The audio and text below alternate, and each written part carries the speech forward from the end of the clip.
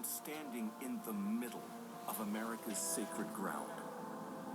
I have the Washington Monument right behind me, the Statue of Libertas on top of the Capitol Dome to my right. And I have a clear look at the White House from this spot. The Founding Fathers wanted this to be a statement in stone of American values. They wanted to make sure a particular set of doctrines were going to be visible for thousands of years. Pierre Charles L'Enfant realized that this triangle of three buildings was really key to establishing the new order of America. So therefore it's central to everything. There are symbols hidden in the layout of Washington, D.C. First you had a grid, horizontals, verticals. Then you had the streets on angles. When you start laying angles over top of grids, you're going to come up with all kinds of symbols.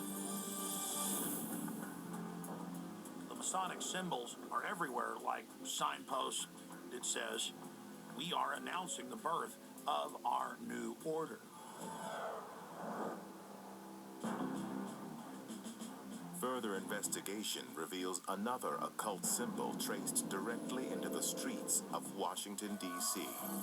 A pentagram.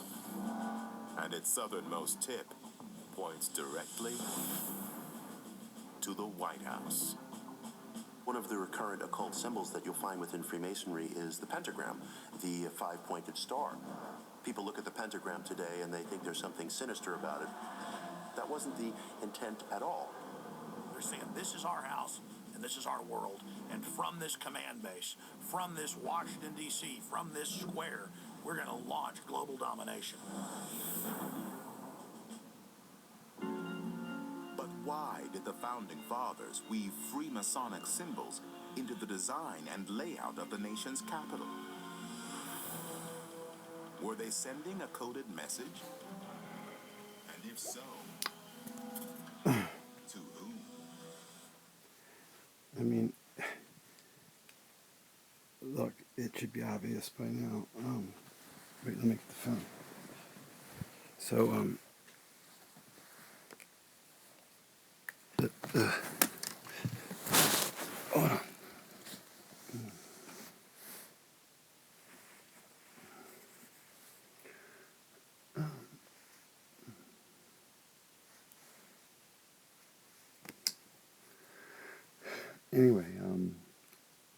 Anyway, sir, here's the fundamental problem. In my disclosure to you of all of the relevant details regarding the organization's activities, the breadth and depth of detail that I provided to you in what I thought was an orientation meeting, and we had passed the point of consideration whether you wanted to be part of the organization, because as I tried to indicate to you at our first meeting that it's not really an optional situation if you have an interest in securing or preserving the formidable wealth you just acquired by going public. So, and I know you've used the word extortion or blackmail, and I guess on a fundamental level perhaps it is, except the problem is that you'll find no remedy.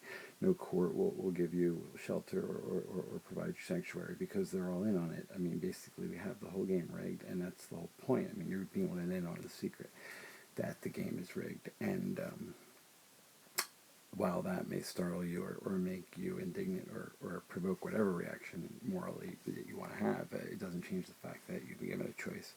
And if you choose not to be part of the organization, the problem exists that you have been exposed to certain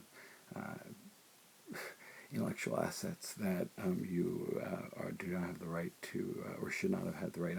I have, I certainly will pay for my end of the problem, but I'm afraid you really have to perhaps reconsider your choice for both the sake of both of us, frankly.